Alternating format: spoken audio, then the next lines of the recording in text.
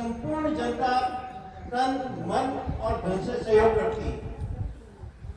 किसी युद्धकालीन परिस्थिति में जब अमेरिका ने भारत से ये कहा कि तुम अगर युद्ध करोगे तो हम तुम्हें अनाज नहीं देंगे, तब हमारे तत्काल प्रधानमंत्री जी ने कहा था कि मैं आज से उपवास शुरू करता हूँ और मेरी जनता को बोलूंगा कि वो 2 टाइम की जगह 1 टाइम ही खाना खाए। इस प्रकार हमने देश के स्वाभिमान को बनाए रखा और आज ये पीढ़ी आपके सामने मौजूद है और सारा ही गौरव पूरी दुनिया के सामने गौरवान्वित हो रहा। तो आज का जो ये दिन है, ये स्वास्थ्य को लेकर इसको ऑर्गेनाइज किया गया है कि बिना पैसे बिगाड़े यदि हम कुछ समय शरीर पर बैठे हैं तो अंत तक हमारा स्वास्थ्य अच्छा उत्तम बना रहेगा। स्वास्थ्य अगर उत्तम है, आप क्योंकि मातृशक्ति है, आप घर को चलाने का, परिवार को चलाने का सबसे ज्यादा जिम्मा आपको होता है, इसलिए आप में समझ भी हम लोगों की अपेक्षा ज्यादा होती है, सहन शक्ति भी आप में ज्यादा है, काम करने की क्षमता भी आप लोगों में ज्यादा है। अब आज का जो ये प्रदर्शन है, ये विश्व के अधिकतर देशों ने इसको मान्यता प्रदान की है, संयुक्त राष्ट्र संघ ने भी इसको मान्यता दी है। हम सभी के लिए अत्यंत गौरव का विषय है कि भारत की ये प्राचीन कला अब विश्व के सामने उभर कर आ रही है और बड़े बड़े और महंगे ट्रेनर भी इसके लिए विदेशों में भारत के उपलब्ध होते हैं, जिससे हमारे राष्ट्र को आय भी होती है, हमारे राष्ट्र का मान सम्मान भी बढ़ता है, प्रतिष्ठा भी बढ़ती है और आज पूरी दुनिया अपने इस योग के कार्यक्रम को मानने के लिए प्रतिबद्ध हो गई है और सभी लोग इसमें सहयोग करते हैं। हम क्योंकि आप विराजमान हो गए हैं तो बैठे बैठे किए जाने वाले कुछ आसनों को हम करेंगे आराम पूर्वक। आसन प्रत्येक व्यक्ति या मातृशक्ति को वही करना है जो आसानी पूर्वक हो जाए।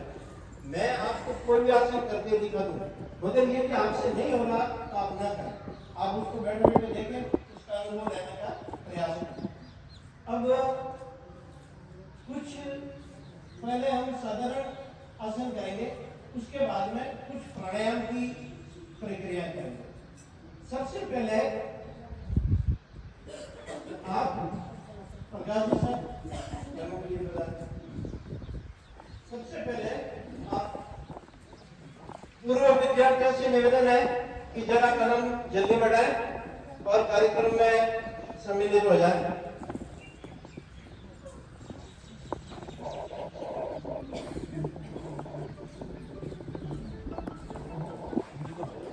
देखिए, सबसे ज्यादा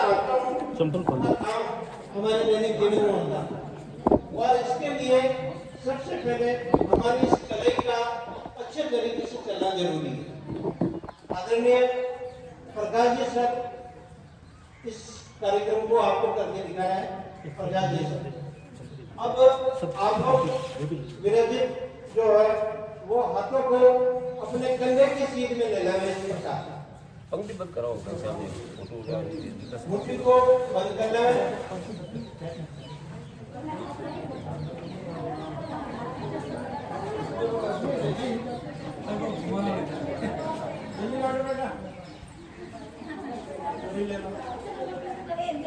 आराम से कीजिएगा और इन हाथों को एक बार घड़ी की सुई की दिशा में और बाद में विपरीत दिशा में आपको घुमाना है।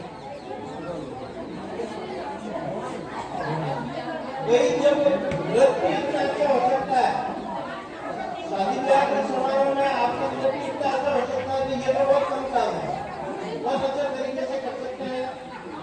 इस उम्र में जरा सुनिएगा, इस उम्र में प्रोटीन आपकी जोड़ों में जमा हो सकता है, इसीलिए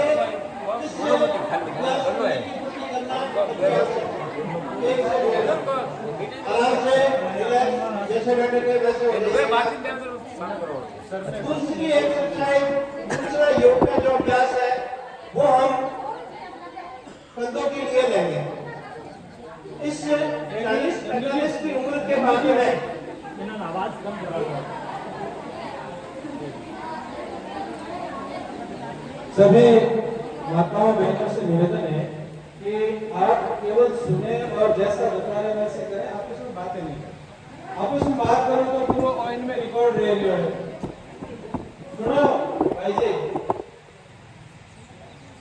आपस में बात नहीं करनी है। अपन समझ में नहीं आओ तो चुपचाप बैठ रहे, अगर नहीं करनी चाहो तो भी बैठ रहे, लेकिन सुनना है और जिन्हें समझ में आवे वो जो बताओ जो कर लो, ठीक है सर। जिनका आप बोलो ना पूरा कार्यक्रम रिकॉर्ड रही है तो अच्छो भी नहीं लगे। इन बात से एक बार सब ध्यान से सुनो और जो प्रकाश जी बता रहे हैं उनके को अपन एक्शन करना, अगर नहीं आवे या नहीं करनी चाहो तो चुपचाप बैठो। तो हमारा अभ्यास में जो दूसरा क्रम आता है वह कंधों और कोहनियों के लिए आता है, क्योंकि इस उम्र में आते आते जब क्लोराइड और प्रोटीन हमारे विभिन्न जॉइंट्स में जमा होने लगता है तो ये पार्ट्स हमारे जाम होने लगते हैं। तो इसके लिए जो नित्य अभ्यास किया गया है, मैं प्रकाश जी सर से निवेदन करूंगा कि आप आराम से देखिए, एक बार इनको देख लीजिएगा फिर करना है। इस प्रकार के जो भी आसन है वो एक बार घड़ी की सुई की दिशा में करने हैं, एक बार, दो बार, तीन बार, फिर विपरीत दिशा में करना है। ये साधारण योगासन का नियम है। तो आप प्रकाश जी सर को देखने के बाद में आराम से कंधे पर लीजिएगा, हाथों को जितना आ सके।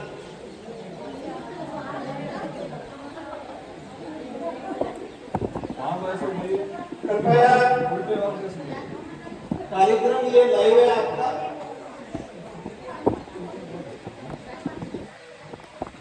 बहुत अच्छे है, बहुत ही शानदार प्रदर्शन है। आराम से जैसे बैठे। अब आप लोग यदि वैसे कभी अच्छे ठीक ही बैठे हैं, यदि पालकी लगाकर बैठ सकते हैं तो बैठ जाइएगा।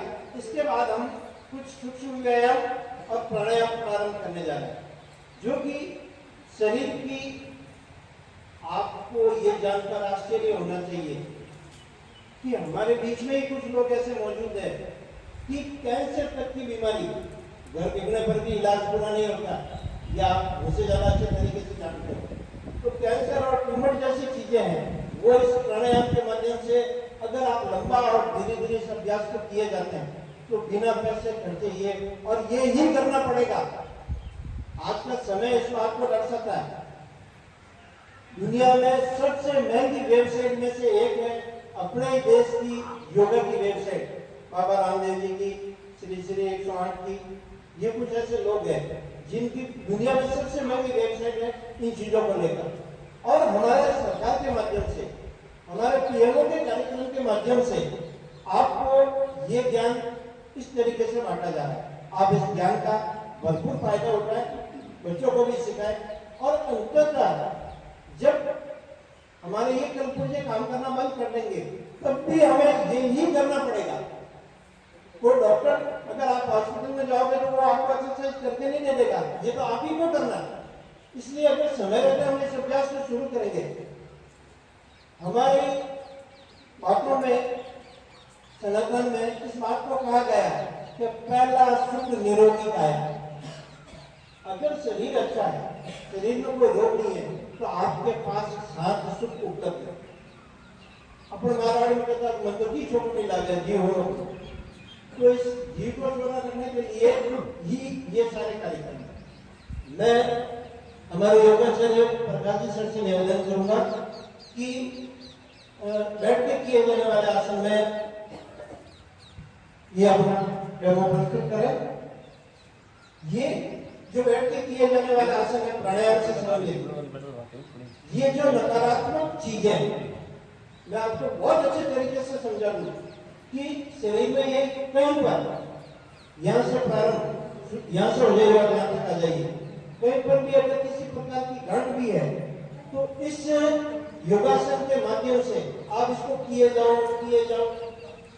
हमारे शारीरिक शिक्षक बंधु हुआ करते थे, उनके ब्रेन स्टॉक, दिमाग में कैंसर, और उन्होंने इस दृष्टि का प्राणायाम को प्रारंभ किया और बाकायदा ये टेस्ट करके उन्होंने ये बात हमारे ग्रुप में डाली है कि इस आसन को करने से ये होगा। बाकी यहाँ जो लोग विराजमान है, अपने लोगों की हैसियत नहीं है कि हम ब्रेन के कैंसर को ठीक करवा सके, उसका ट्रीटमेंट करवा सके और उसके बाद में जिंदा भी रहे जैसे आप और हम बोल रहे हैं। तो प्रकाश जी सर से निवेदन करूंगा कि बैठकर किए जाने वाले आसन के लिए मुद्रा ग्रहण करें।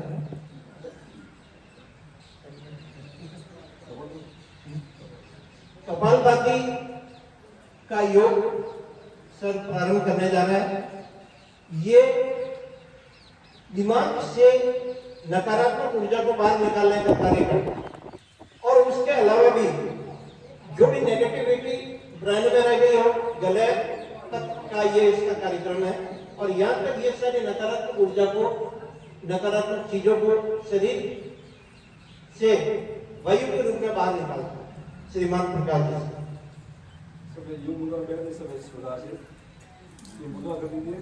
आराम से ये हाथ आप घुटनों पर टेक लीजिएगा। श्वास अंदर जोर से भरेंगे, फिर रखे हुए बाहर निकालना है। आराम से ये दोनों हाथ आप घुटनों पर टेकेगा। सांस को झटके के साथ बॉडी से बाहर निकालना।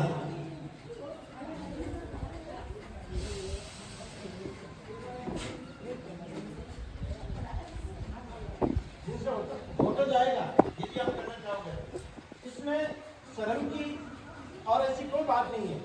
ये स्वास्थ्य के प्रति जागरूक रहने के दिशा निर्देश है जो हमारे जीवन काल को लंबा और अच्छा बनाते हैं। जीवन सुखी रहेगा तो रुपया पैसा भी काम आएगा। आप प्रकाश जी सर को देख के कर सकते हैं।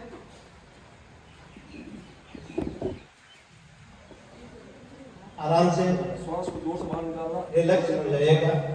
झटके के साथ सांस को बाहर निकालने से यहाँ तक की जो कैंसर की गांठें होती है ये कार्बन डाइऑक्साइड और नाइट्रोजन के रूप में शरीर से बाहर निकलती है। जब आज क्योंकि भगवान ने जब ये शरीर दिया तो इसके साथ सारी व्यवस्था और ज्ञान दिया, वो ज्ञान हमसे लुप्त हो गया था जो अब धीरे धीरे प्रकाशित हो रहा है। आप मुश्किल से 10 से 20 मिनट घर पे आपको देने होंगे। सुबह निवृत्त होने के बाद में आप पहला कार्यक्रम ये करो।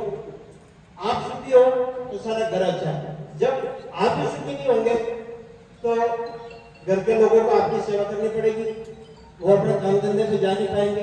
तो आपको इस योग करने से आर्थिक लाभ भी बहुत है। घर आपका संपन्न बना रहेगा यदि आप निरोग रहेंगे, यदि आप बीमारी से रह रहेंगे।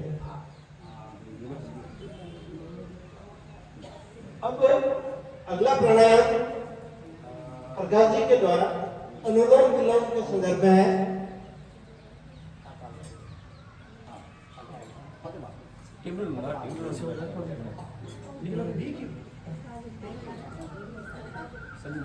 आप इस प्राणायाम को भी कर सकते हैं। आप प्रकाश जी सर को देखिएगा, समझ में आ जाता है तो आप इसको कीजिएगा। अन्यथा आप देखें इसको, एक बार देखें, 2 बार देखें, 3 बार देखें और उसके बाद में प्रारंभ करें। देखिए, अनुलोम विलोम जो प्राणायाम है, हमारी जो नासिका छिद्र है, आपको ध्यान रखना, हमारे नाक के अंदर 2 प्रकार के जो सांस करने की जो है, जिसको राजस्थानी भाषा में तो इंगला और पिंगला नाड़ी कहा गया है। जब हम दाहिने स्वर से सांस लेते हैं तो हमारे शरीर में गर्मी बढ़ती है और जब दाएं स्वर सांस बाएं से लेते हैं तो ये हमारे शरीर की शीतलता प्रदान करता है। तो इनको दाहिने स्वर को तो सूर्य स्वर कहा गया है क्योंकि सूर्य आपको मालूम है गर्मी का स्रोत है। तो जब हम दाहिने स्वर सांस लेते हैं तो शरीर में हमारी गर्मी बढ़ती है। और इसी प्रकार बाएं स्वर सांस लेते हैं तो इसको चंद्र स्वर कहा गया है। चंद्र स्वर आप मालूम है तो चंद्रमा रात को चमकता है, उसकी चांद कितनी शीतल होती है। उसी प्रकार जब इससे श्वास लेंगे तो हमारे शरीर में हमेशा ठंडक रहेगी। तो जब भी आप मान लो योगाचार्य होते हैं, जैसा में कभी बहुत ज्यादा सर्दी लगती है, आप इस नाक बंद करके इस नाक से श्वास लेते रहे तो शरीर ऑटोमेटिक हमारे गर्मी बढ़ती रहेगी। आपको कपड़े पहनने या स्वेटर वगैरह सवाल वोट की ज्यादा जरूरत नहीं रहेगी। और जब भी ज्यादा गर्मी पड़ती है आप चंद्र स्वर श्वास लीजिए बाएं से, तो हमारा शरीर ऑटोमेटिक वो ठंडा होता रहेगा, शीतल होता रहेगा। तो हमारे शरीर में ऐसी व्यवस्था दे रखी है, हम अपने आप हमारे शरीर को ठंडा कर सकते हैं। ये सारे इस योग से संगम है। हम जो अनुलोम विलोम प्राणायाम है, अनुलोम विलोम का मतलब हम पहले दाएं से श्वास लेंगे, बीच से छोड़ेंगे। क्या करना आपको देखिए, इसे जब हम श्वास लेंगे इसको बंद करेंगे, यहाँ लेंगे, फिर इसको बंद कर देना और यहाँ की श्वास बाहर निकालेगा।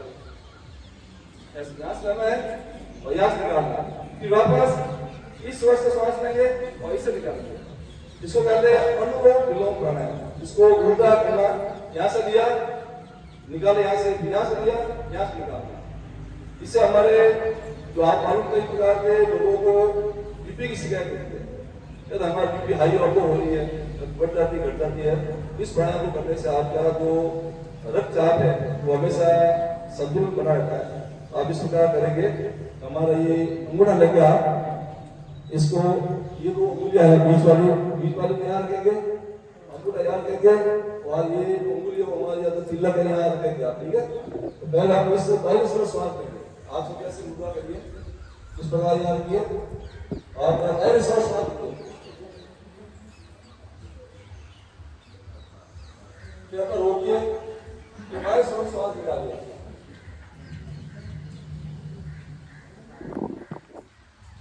फिर वापस हमारे श्वास लेंगे आप,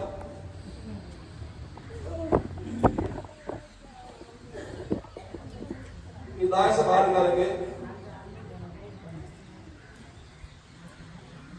ये हो गया अनुलोम विलोम प्राणायाम। आप इसको जब भी समय मिलता है, वैसे तो इसका करने का समय सुबह होता है, जितने प्राणायाम है हम सुबह पूरे पेट करने चाहिए सारा को। जब भी आप निवृत्त गुजर रहे हैं उसके बाद में जितने एक्सरसाइज है, सारे प्राणायाम है, योगासन है, वो हमेशा भूखे पेट करने चाहिए या खाने की घंटे बाद आप कभी करें, क्योंकि हमारे जितने भी 5 तंत्र उसके ऊपर जोर पड़ता है। इस प्रकार जो प्राणायाम है, एक प्राणायाम आता है शीतली प्राणायाम। शीतल का मतलब होता है ठंडा। क्या होता है? ठंडा। ज्यादा शीतल पेय पीते हैं तो शीतल का मतलब ठंडा होता है। तो शीतल में जो शीतली प्राणायाम है वो भी देखो जीभ से किया जाता है। आपको ध्यान हो तो जीभ को हम पाइप जैसे बना देते हैं इस प्रकार। फिर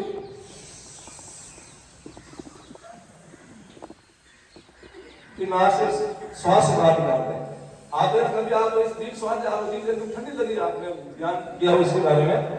जैसे अगर आप जीभ से आप श्वास अंदर कीजिए, एकदम ठंडी होकर जाती है और हमारे फेफड़े अंदर जाती है। ये भी आसन जो ये प्राणायाम है, ये गर्मियों में किया जाने वाला प्राणायाम है, जिसे हमें शीतलता हमारे शरीर मानती है।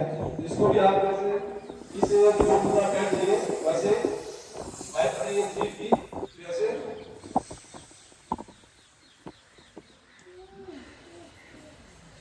मुंह बंद कर देंगे और नाक से श्वास को बाहर निकालेंगे। ये हो गया शीतल प्राणायाम। जो ऐसे तो बहुत सारे प्राणायाम है तो इसकी कोई सीमा ही नहीं है, जितना करो उतना कम है। लेकिन जो हमारा शरीर जितना गहरा बनाता है वही सारा आसन का प्राणायाम करना चाहिए। जिसको ज्यादा हड्डियों में पैर हो, घुटनों पैर हो, रीढ़ की हड्डी में दर्द हो, तो इन आसन का प्राणायाम को अंतिम में सुनो ओम का उच्चारण करना। ये देखिए ये प्राणायाम आता है ब्राह्मी प्राणायाम आता है। ब्राह्मी आपको मालूम हो तो जो भवरा होता है, आप देखो भवरा जो गुनगुन करता है इस प्रकार सांस भरना। तो ब्राह्मी प्राणायाम क्या होता है, हमारी ओम ध्वनि भी होती है, तो उसमें अलग अलग अहम ध्वनि भी है, ओम ध्वनि है।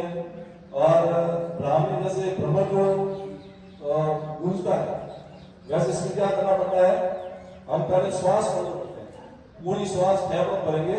फिर जैसे भवरा को गुनगुन करता है, इसके लिए हम आंखों बंद करते हैं, कानों को यहाँ से बंद करते हैं इस प्रकार। और इसको फिर जैसे भवरा गुनगुन करता है वैसे एक बार आप मेरे को देखेंगे, उसके बाद आप करना। जैसे हमने श्वास भर दिया, आप बोलो ये गुरुदेव करेंगे, ये बताएंगे, आप वर्णन करो। जैसे आप पीढ़ी जो देखिए बैठ के खड़े होकर कर सकते हैं। पहले श्वास भर लिया अंदर, फिर ऐसे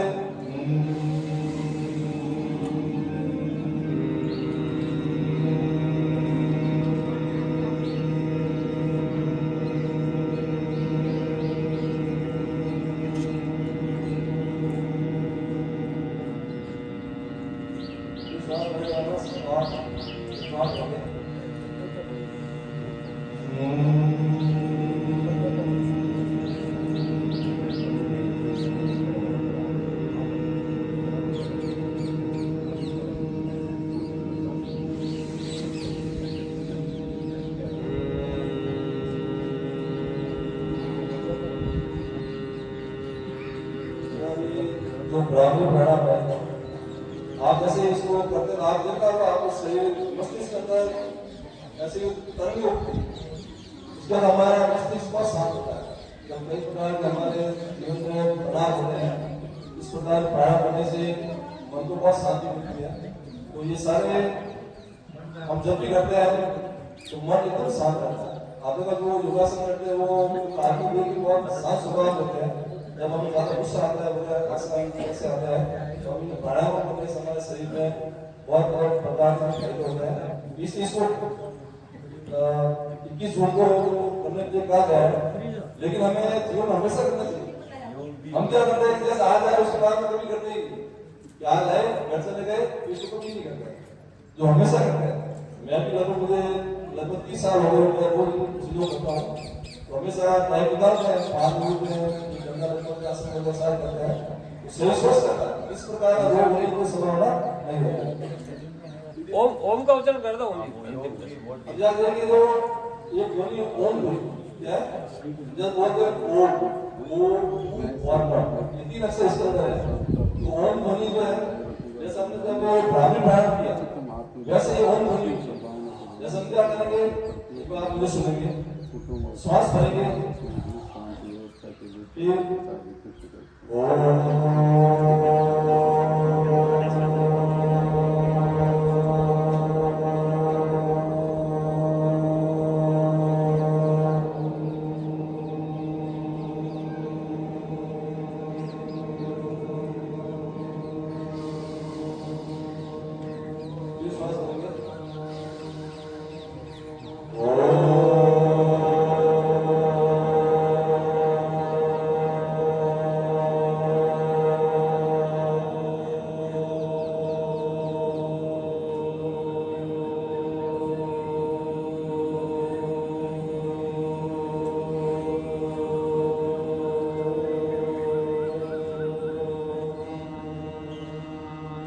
ये है जैसा वो की बात की और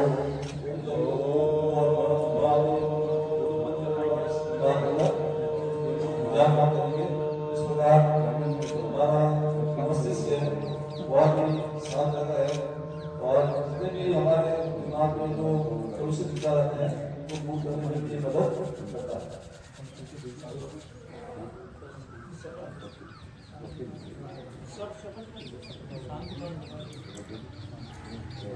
अंतिम में शांति पाठ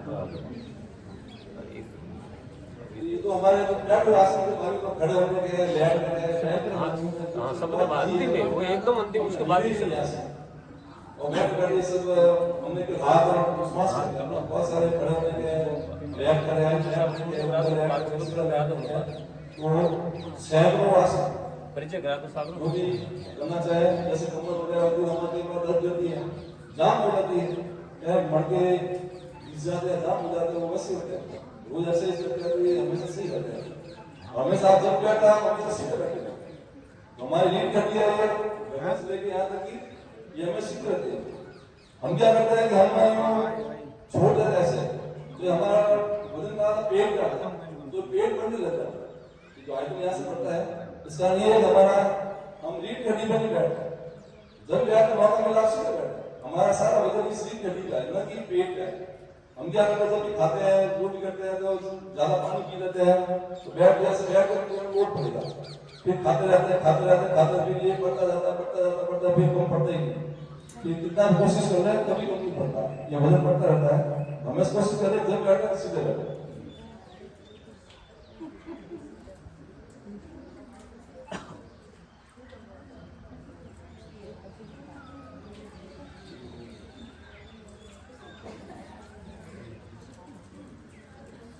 अब देखिए हम हमारे आपको ज्ञान से पहले जो हमारे संस्था द्वारा पता चले कि पोस्ट ऑपरेटिव कार्यक्रम अब हमारे नए जो प्रधानाचार्य जी हैं श्रीमान भगराम विश्वास जी, उन्होंने इस 5 महीने का कार्यक्रम किया था। तो पहले यहाँ हमारे प्रधानाचार्य नहीं थे, अब नए आ गए, तो हम उनका बहुत बहुत स्वागत इस विद्यालय में करते हैं। ये अब उनकी देख रेख में सारा कार्यक्रम होगा और हम चाहेंगे इस विद्यालय को और ऊंचाई पर ले जाए। आप जो भी आपके ये सब स्कूल 1 तारीख खुले वाले हैं, जितने का आपके बच्चे वगैरह हैं आप उनको यहाँ एडमिशन सारी पोस्टें भर गई है। आप ध्यान होगा कि जो हमारे यहाँ टीचर्स है वो बहुत ही मतलब होशियार है। प्राइवेट स्कूलों में तो आप देखा होगा 10वीं क्लास 12वीं क्लास को लगा देते हैं। हमारे यहाँ आप ध्यान रखें टीचर बनना आप भी बच्चे होंगे तो कैसा रहते होंगे, उनको ध्यान होगा तो पास होना कितना मुश्किल। जब ये अपने टेस्ट पास कर आते हैं तो वो बहुत ही होशियार है और बड़ा भी अच्छा है, क्योंकि हमारे रिजल्ट बहुत अच्छे रहे हैं। इस प्रकार आप ज़्यादा से ज़्यादा बच्चों को आप एडमिशन कराइए। बहुत यहाँ अच्छे टीचर्स भी है, तो आप उनको बच्चे भी आएंगे, आपका भी खर्चा नहीं लगेगा। लेकिन आप प्राइवेट स्कूल फीस भरते हैं या बहुत सारी सुविधाएं भी हैं, बहुत सारी छात्रवृत्तियाँ वगैरह स्कीम्स जो है वो यहाँ मिलती है। इसका आप ध्यान रखेंगे। जैसे अब 1 तारीख स्कूल खुले, जहाँ पे आप चाहो अपने बच्चों के यहाँ विद्यालय स्थान यहाँ एडमिशन करवाएं। ऐसा आपका परिचय और संबोधन है। कृपया प्रधानाचार्य महोदय उद्बोधन करें।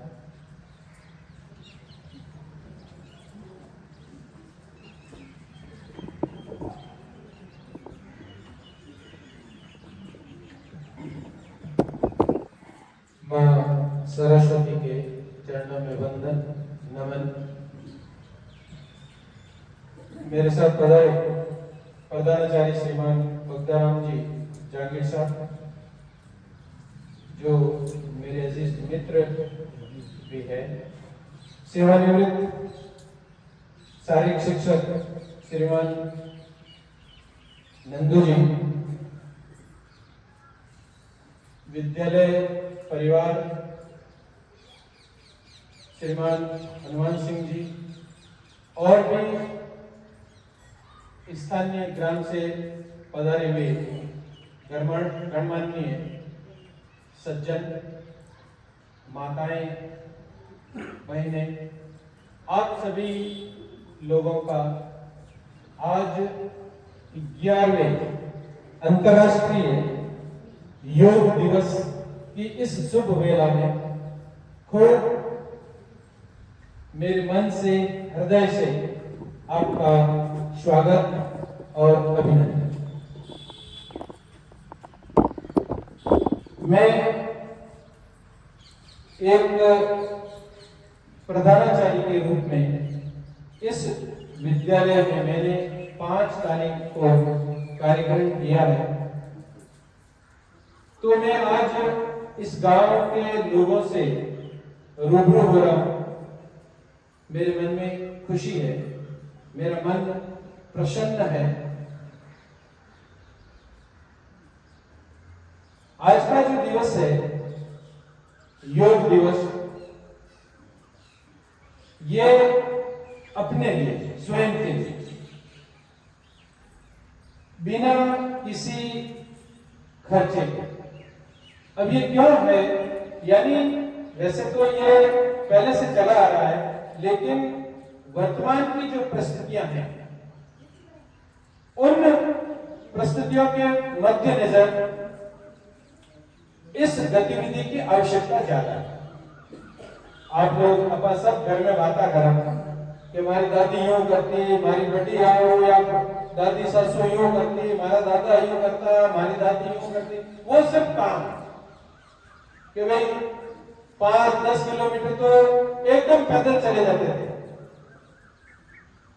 सुबह उठ करके गेहूं पीसने का काम, अपने जो भी घर में काम है वो सब करते थे, इसलिए यहां बैठ करके ऐसे हाथ हिलाने की जरूरत नहीं थी। ठीक है ना? हाँ, वो सब काम। तो अपन यानी ये ऐसा अपने कपड़े धोने का काम और भी कई तरह के काम है जो अपन खुद करते थे। आज घर में वॉशिंग मशीन रखी है, तो जो भी कपड़े है उसमें डाल दिए, कुछ करने की जरूरत नहीं, वो मशीन करेगी, अपन बैठे रहे और मोटे हो जाए। ठीक है ना? तो उस परिस्थिति के कारण इसकी मेहनत की आवश्यकता है और करना चाहिए। मैं ज्यादा इस पर मेरी बात नहीं कहूंगा, लेकिन अगर अपन अपने खुद के लिए ये करें, ज्यादातर लोग क्या करते हैं, जिसमें हम और मैं भी शामिल हूं, कि आज किया फिर वापस 21 तारीख आएगा जो करें, ठीक है ना। ऐसा नहीं, आप 10 मिनट करो, 5 मिनट करो, लेकिन अगर खुद के लिए करते हैं, देखिए भाई साहब रिटायर्ड हो गए हैं और इनकी जो फिटनेस है वो देखिए, बस यही बदौलत है और कुछ नहीं, अपने सामने उदाहरण है। सर 2 साल हो गए, एक साल 6 महीने, कोई बात नहीं। तो आप 60 साल और 6 महीने आपकी उम्र है, ठीक है ना, और बिल्कुल एकदम नौजवान की तरह। तो इनके जीवन में कहीं न कहीं योग का जुड़ाव है, कहीं न कहीं इनके जीवन में योग का जुड़ाव है। और जिनके जीवन में योग का जुड़ाव नियमित होगा तो निश्चित रूप से उनका शरीर तंदुरुस्त रहेगा। हम किसी दूसरों के लिए नहीं कर रहे हैं, हम अपने लिए कर रहे हैं, लेकिन अनायास ही ये काम दूसरों के लिए हो जाता है। जब हम स्वस्थ हैं, मैं स्वस्थ हूं, मैं के बाद हम स्वस्थ हैं, तो पूरा भारत स्वस्थ है। हम अपने लिए कर रहे हैं, लेकिन वो किसके लिए है? देश के लिए हो। हम वृक्ष अपने लिए लगा रहे हैं, लेकिन उसका लाभ अपने अड़ोसी पड़ोसी को, अपने गांव वालों को और पूरे देश को मिलता है। यानी फायदा अपन अपने लिए कर रहे हैं, लेकिन उसका परिणाम अनायास ही दूसरों को मिल जाता है। तो ऐसे कार्य करते रहना चाहिए, अपने लिए करें लेकिन उसका फायदा दूसरों के लिए। जब हम स्वस्थ हैं तो भारत स्वस्थ है, और जब भारत स्वस्थ है तो अपना देश स्वस्थ है। तो ऐसी बातें करें। मैं अपने मूल बात पर आऊंगा। पिछला इस विद्यालय का जो परिणाम है, 10वीं कक्षा का परिणाम बहुत ही अच्छा रहा है, 12वीं कक्षा का भी संतोषजनक है। हम चाहेंगे कि आने वाले सत्र में इससे भी बेहतर परिणाम हम दें, यानी ज्यादा से ज्यादा आप लोगों का जो पुत्र पुत्रियां भेजो, आप लोग वे ज्यादा से ज्यादा अच्छा नंबर लाने, आप लोग भी नाम रोशन करें और मानव भी नाम रोशन करें। तो इस दिशा में हम प्रयास करेंगे, लेकिन उससे पहले आप लोगों से हम ये चाहते हैं कि आप लोग अपने बालकों को, बालिकाओं को इस विद्यालय में भेजें। हमारे पर आप लोग विश्वास करें, समझें कि यहाँ क्या गतिविधियां होती हैं। समय समय पर आकर के आप लोग हमसे मिलें, और आपके बालक बालिकाओं को अगर कोई तकलीफ है, किसी प्रकार की कोई पढ़ाई में बाधा आ रही है, कोई व्यवधान आ रहा है, आप लोगों को कहीं लग रहा है कि भाई ये कुछ परेशानी है, तो समय समय पर जो भी आपके परिचित शिक्षकगण हैं उनसे आप लोग समय समय पर मिलें और उनकी जो दुविधा है उनको दूर करें। हम दूर करेंगे, ऐसा हम आपको विश्वास दिलाते हैं। तो अब जब भी 1 जुलाई से विद्यालय खुलेगा, तो पहले से जो यहाँ पढ़ रहे हैं बालक बालिकाएं, उनको तो भेजना ही है। इसके अलावा भी अगर कोई बालक बालिकाएं कहीं किसी निजी विद्यालय में यानी प्राइवेट स्कूल में जावे, तो आप लोगों ने एक बार सोचना है कि भाई क्यों अपना इतनी फीस देना, क्यों बच्चा ने दूर भेजा। अगर जो बच्चों जो विषय लेना है पढ़नी चाहे, तो उन बच्चा ने क्यों नहीं अपना घर गाँव में पढ़ा सकता। दूर जाना, समय खराब, फिर फीस लगानी, तो ये सब बातें हैं। आप लोग समझे और प्रयास करें कि हमारे निमली से या निमली के आसपास के जो भी गांव हैं, जो इस विद्यालय में बालक आ सकते हैं, पढ़ सकते हैं, उनको यहीं पर पर भेजें, यहीं पर पढ़ाएं। अगर आप लोगों को लगता है कि जो मेरे बालक को पढ़ाना है 11 12 बार वो विषय कमी, वो सब्जेक्ट यहाँ नहीं है, तो प्रतिदिवस उसको अपन दूर विद्यालय में अड़ोस पड़ोस जो भी विद्यालय है वहां पर हमें भेजना, वो हमारी मजबूरी है। लेकिन जो विषय यहाँ इस विद्यालय में चल रहा है वो आपका बालक बालिका भी वही पढ़ना चाह रहा है, तो आप लोग इसी विद्यालय में पढ़ाएं और समय समय पर आते रहें, मिलते रहें सभी से। एक बार मैं ये आग्रह करना चाहूंगा कि आप इस निमली गांव के जो भी विद्यार्थी हैं, जो भी बालक बालिकाएं हैं, उनको सबको सरकारी विद्यालय में भेजें, पढ़ाएं। आप लोग यहाँ पर आए, इस कार्यक्रम में योगदान दिया। एक बार पुनः मैं सभी ग्रामीण सज्जनों को, माताओं बहनों को हृदय से धन्यवाद ज्ञापित करता हूँ और सभी से ये गुजारिश करता हूँ कि आप आने वाले समय में समय समय पर विद्यालय आते रहें और विद्यालय के किसी भी कार्यक्रम में अगर कोई ऐसी जरूरत है और कहीं पर कुछ नया काम करना है तो उसमें भी आप लोग सहयोग प्रदान करें। विद्यालय का विकास कैसे हो सकता है, विद्यालय में आने वाले विद्यार्थी अपना नाम कैसे कर सकते हैं, इस दिशा में हम सोचें और उसमें सहभागिता निभाएं। एक बार सभी को हृदय से धन्यवाद।